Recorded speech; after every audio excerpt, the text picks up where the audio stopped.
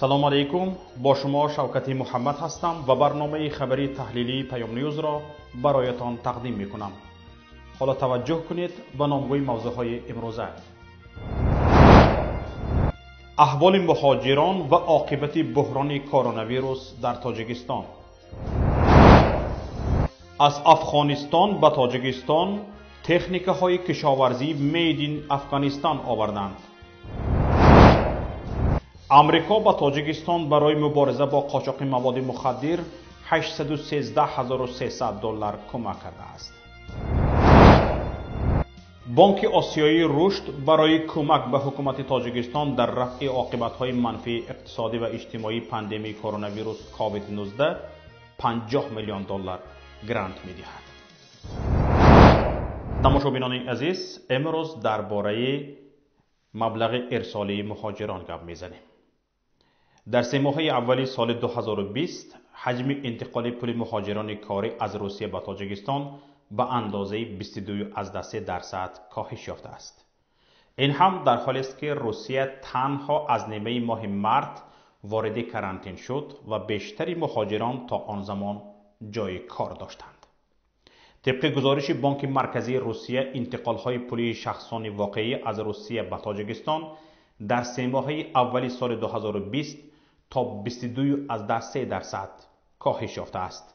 همین طریق مبلغ عمومی انتقال مهاجران به تاجیکستان در این دوره $359 میلیون را تشکیل داده است.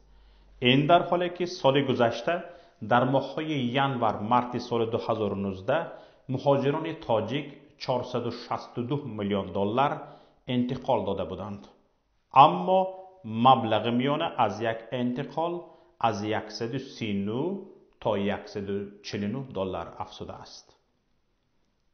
کارشناسان پیش بینی میکنند که انتقال مبلغ در 3 ماه دوم به مراتب بیشتر از 3 ماه اول کم خواهد شد. قبلا اطلاع داده شده بود که در ماه مارس و نیمه اپریل انتقال مبلغ به تاجیکستان 50% کمتر شده است. ضمناً انتقال پول از دیگر کشورهای اتحادیه دولت‌های مستقل نیز کاهش یافته است. از جمله انتقال‌ها از روسیه به قرقیزستان 20.7% کاهش یافته $359 میلیون را تشکیل دادند. مهاجران مهنتی ازبکستان انتقال پول را به وطنشان تنها 7.2% کم کردند و در 3 ماه اول به مبلغ $759 میلیون فرستادند. قبلا آژانسی بلومبرگ قید کرده بود که در کشورهای سابق اتحاد شوروی کاهش نظررس انتقال پول از روسیه به نظر می رسد. عامل اساسی کاهش یافتن انتقال مبلغ این اوج مریضی کرونا ویروس می باشد که به اقتصادات جهان طلمه سخت وارد کرد. تماشاچیان عزیز، حالا ما برای گرفتن معلومات بیشتر در این باره به برنامه امروزه کارشناس مسائل اقتصادی عبدالمنان شیرعلی را دعوت کردیم. میخواهم به چند از سوالها همراه شما تماشاچیان عزیز از این کارشناس جواب پرسم. برادر عزیز، خوش آمدید به برنامه خبری تحلیلی پیام نیوز. و علیکم السلام و رحمت الله به شما و بیننده های برنامه پیام نیوز. یک بار دیگر تشکر میکنم به شما که در برنامه امروزه ما اشتراک دارید و سوال اولین من این است که به اندیشه شما نشان دهنده 3 ماهه دوم چگونه خواهد بود؟ درباره 3 ماهه اول که معلومات داریم، 3 ماهه دوم چه احوال خواهد داشت؟ ما با علاقه بعضی رقم ها رو داریم و طبق آن در نیمه دوم ماه مارس و در ماه اپریل انتقال مبلغات مهاجران به کشور بیش از 50% کمتر شده است و من فکر میکنم در 3 ماه دوم در عموم این رقم من فکر میکنم در 3 ماه دوم در عموم این آمار تغییر نخواهد کرد و حجم مبلغ‌های انتقال شده نسبت به سال گذشته 2 مرتبه یعنی 50% کمتر یا 50-55% کمتر خواهد شد. اگر با رقم گوییم این چقدر می شود؟ به رقم گویم اگر خطا نکنم سال گذشته مهاجران 700 میلیون دلار در سه ماه دوم انتقال داده بودند و فکر میکنم این سال این رقم حدود 320-340 میلیون دلار باشد. یعنی شما گفتنید که تاجیکستان در 3 ماه بیش از 350 میلیون دلار را از دست میدهد. همین طور؟ نه کمش 700 میلیون خواهد بود، برای اینکه اموری که رسما پیشنهاد میشود از امور از واقعیت حداقل 2 مرتبه فرق میکنه. یعنی برادر عبدالمنان شما گفتنید که مهاجران سالانه 3.9 میلیارد دلار نیرو 6-7 میلیارد دلار به تاجیکستان انتقال میدهند. این چگونه؟ بله حداقل همین قدر است و شاید بیشتر از این هم باشد، ولی متاسفانه حساب کردن امکان ندارد چون راه حساب کنیش وجود ندارد. با کدام دلیل؟ شما این رقم ها را از کجا میگویید؟ آیا یگان دلیل دارید؟ بله من دلیل دارم و چون من سالها با مهاجران کار کردم و نخترش با رفت آمد مهاجران و میدونم که اونها پولها را قسمتی تنها قسمتی از پولها را توسط بانک میفرستند و قسمت دیگر قسمت اساسی را با خود میبرند یا که با راههای دیگر انتقال میدن. میگفتید که مثلا این راه ها کدام راه هایند؟ با کدام راه ها؟ مثلا پریکیت که شما پول رو در روسیه به یک نفر میدید و نفر شما در تاجیکستان پول میگیرد یا که شما خودتون در روسیه میدید و میرید به تاجیکستان از اونجا دسترس میکنید پول و با این رو خیلی مبلغ‌های کلان انتقال میشه. ببینید مگر اونهایی که فرض کردیم پول مرا مثلا در روسیه گرفتند و در تاجیکستان دادند، این پول را انتقال نمیدهند و آن به آمار وارد نمی شود؟ نه این پول ها اصلا به تاجیکستان نمی روند.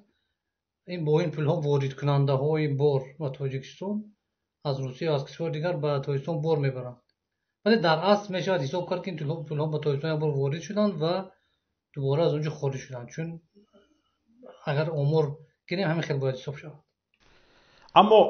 اما مجموعی محصولات داخلی تاجیکستان 7-8 میلیارد دلار است. 7-8 میلیارد دلار. اگر این خیلی حساب کنیم پس خلاصه می شود که مجموعی محصولات داخلی 100% از پول مهاجران تشکل می یابد که امکان ناپذیر است. ولی امکان ناپذیر است، ولی در اصل مجموعی محصولات داخلی هم به مراتب بیشتر از اون است که در آمار می شود. ما میدونیم که بیش از 50% اقتصاد تاجیکستان اگر 70%ش نگوییم در سوریه میچرخد و این به آمار مجموعی محصولات داخلی وارد نمی شود.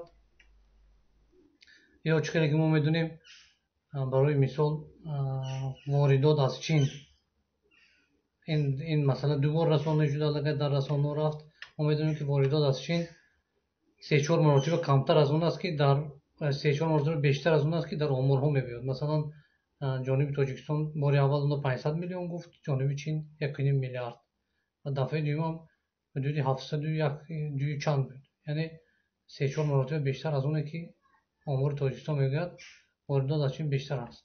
پس این مسئله نتانه به چین دخل دارد. من باور کامل دارم که در همه واردات و صادرات این مسئله وجود دارد و در پایان ترین سطح، یعنی تو یک فروشنده بازار تو دکان ها همین مسئله، یعنی قاچاق، فروش قاچاقی، فروش غیر آماری تا پایان ترین سطح جریان دارد. یعنی شما گفتنید که مجموعی محصولات داخلی هم 15-16 میلیارد دلار است؟ بله حداقل همین قدر است، اگر 20 میلیارد نباشد. این خیلی عجیب است، خیلی عجیب. یعنی تاجیکستان در حدی که ما فکر میکنیم قشاق نیست؟ بله البته نیست. ما میبینیم که در رزبندی ها تاجیکستان در قطار کشورهای قشاقترین افریقا قرار میگیرد، لیکن در اصل سطح زندگی مردم در سطح مردم کشورهای در حال رشد قرار دارد، حتی در برخی از بهتر از برخی ولایت‌های روسیه مردم زندگی میکنند در تاجیکستان. خوب برادر عزیز عبدالمنان، به فکرم از موضوع کم کنار رفتیم، ولی این موضوع هم بسیار مهم و جالب است. اگر راضی باشید به این موضوع در یگان برنامه دیگر میپردازیم.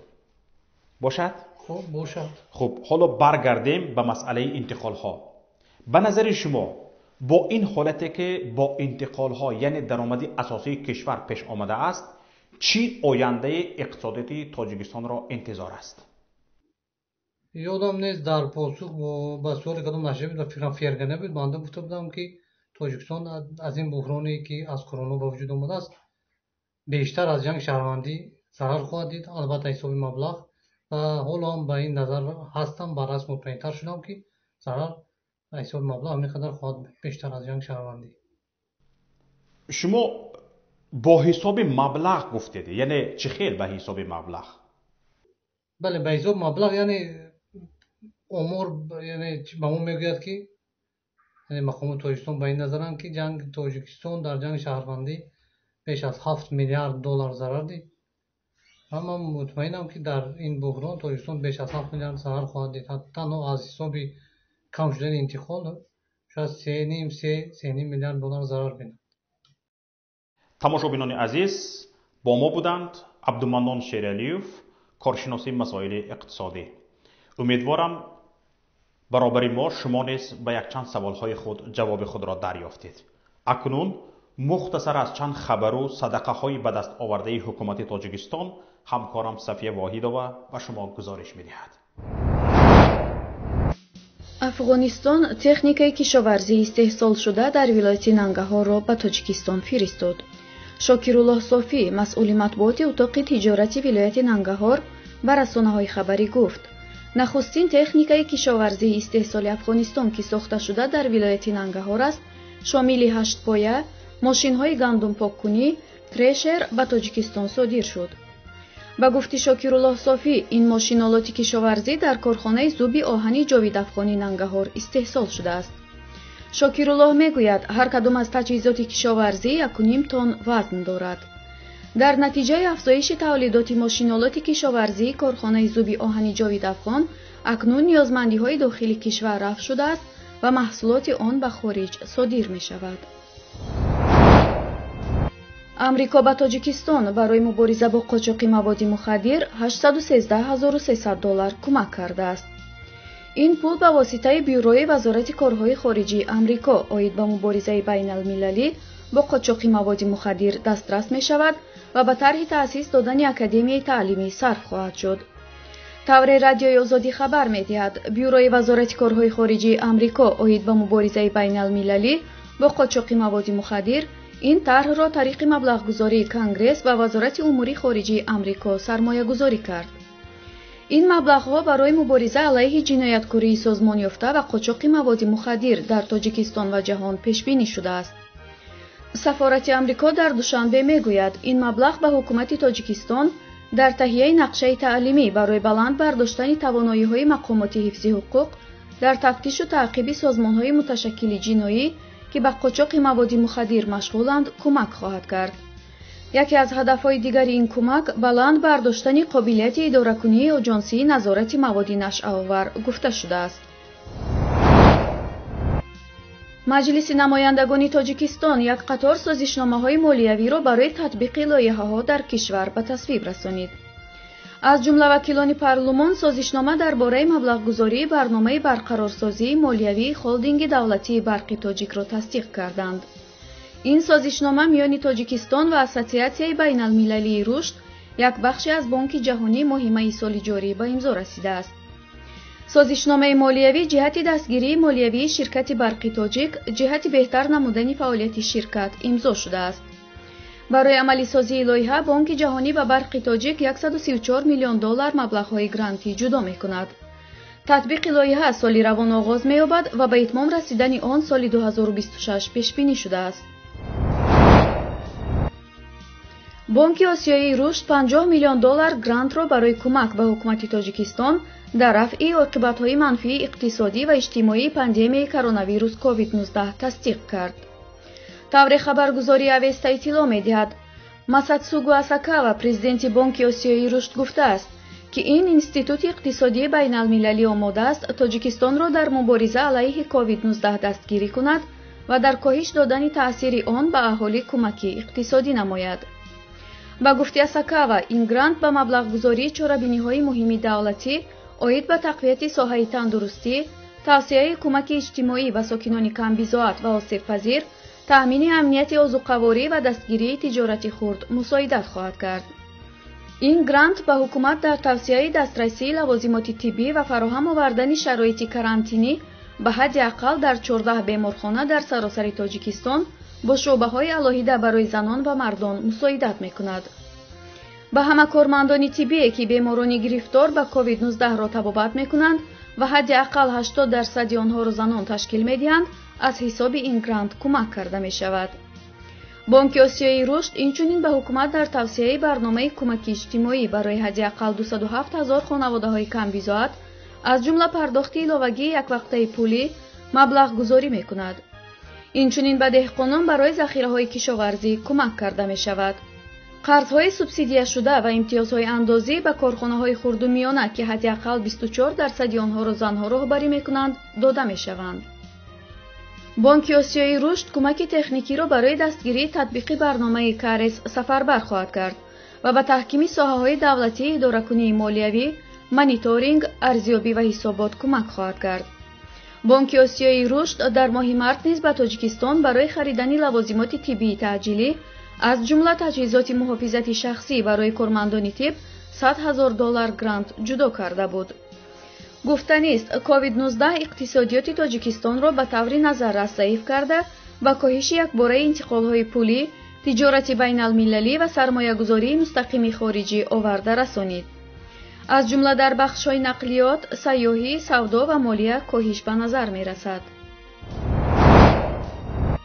اینجا نهایت برنامه امروزی ماست و من با شما خداحافظی می‌کنم. برنامه‌های رادیویی ما و مطلب‌های ما را در پایگاه پیام نقطه نت و شبکه‌های اجتماعی پیگیری کنید.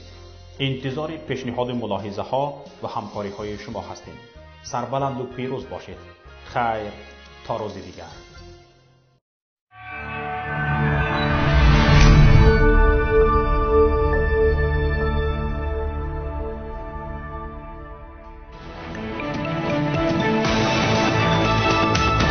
رادیوی پیام در فضای سیاست صدای جدید.